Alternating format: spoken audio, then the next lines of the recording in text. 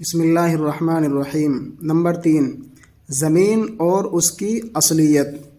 یہ تو ہم نے پڑھا ہے کہ زمین مٹی سے بنی ہے اور مٹی پرانے اور گھسے ہوئے پتھروں کی خاک ہے، مگر یہ سمجھ میں نہیں آتا کہ پتھر جیسی سخت چیز کیوں کر ٹوٹتی، گھستی اور ریزہ ریزہ ہو جاتی ہے۔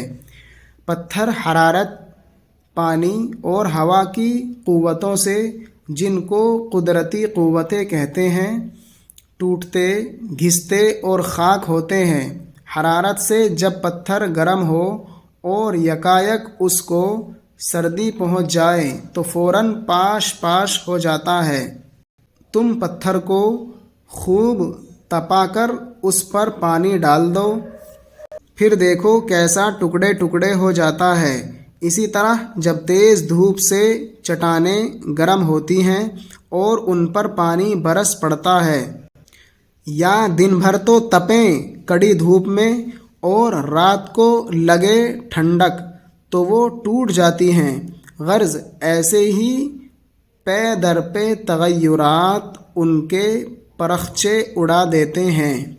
پانی جب پہاڑوں، چٹانوں یا پتھروں پر بہتا ہے تو اس کی رگڑ سے پتھر گھستے اور کٹتے ہیں اور پانی کی رو میں ٹکرا کر ٹوٹتے اور ریزہ ریزہ ہوتے ہیں۔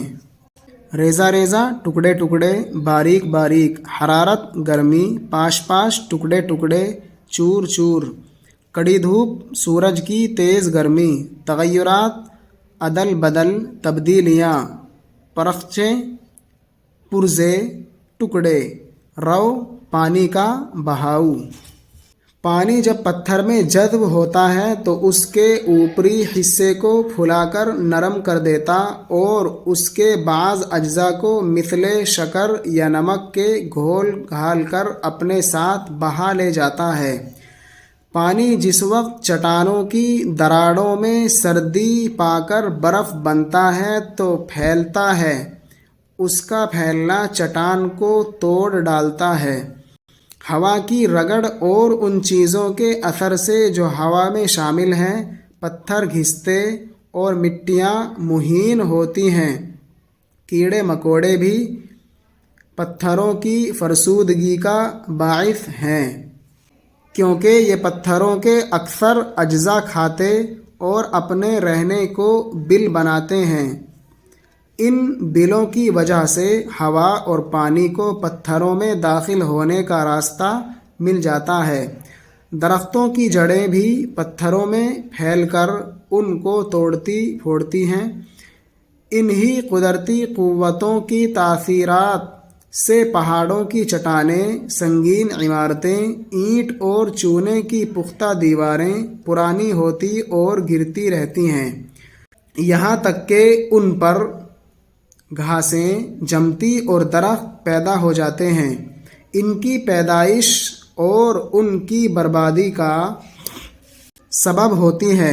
اسی طرح مٹیاں حرارت، ہوا اور پانی کے اثر سے ٹوٹتی پھوٹتی، جذب، داخل، دراڑ، سوراخ، فرسودگی، پرانا پن، پھٹاؤ۔ نوٹ: حرارت، ہوا اور پانی بھی زراعت کے لیے بہت ضروری چیز ہیں۔ ان قدرتی قوتوں سے صرف یہی فائدہ نہیں کہ پتھر فرسودہ ہوتے ہیں، بلکہ زمینوں میں قوت پیداوار بھی انہی کے اثر سے آتی ہے۔ کھیت کی مٹی اکھڑ ٹوٹ کر جس قدر زیادہ ہوا اور دھوپ میں رہے گی، اسی قدر اس میں قوت پیداوار زیادہ ہوگی۔ جوتائی کا اصل منشا یہی ہے کہ کھیت کی جمی ہوئی مٹی کو، جس میں ہوا اور گرمی کا گزر نہیں ہو سکتا، توڑ پھوڑ کر ہوا اور دھوپ میں لائیں اور ملائم ہو کر رس پر آتی ہیں۔ ہم آپ لوگوں کو اردو پڑھانے کے لیے اور اردو کی صحیح تحقیق کے لیے اور اردو میں اچھی پکڑ بنانے کے لیے جو 2 کتاب شروع کرنا چاہتے ہیں، ان 2 کتابوں کے علاوہ اگر آپ کوئی اور سی کتابیں پڑھنا چاہتے ہوں، ان کو بھی آپ کمنٹ باکس میں لکھ سکتے ہیں۔ اور یہ ہم نے 5ویں کتاب پڑھائی ہے. اگر ان سے پہلی یعنی چوتھی، تیسری، دوسری اور پہلی کتاب اگر آپ پڑھنا چاہتے ہو تو وہ بھی ہمیں کمنٹ باکس میں لکھ کر کے بتا سکتے ہیں.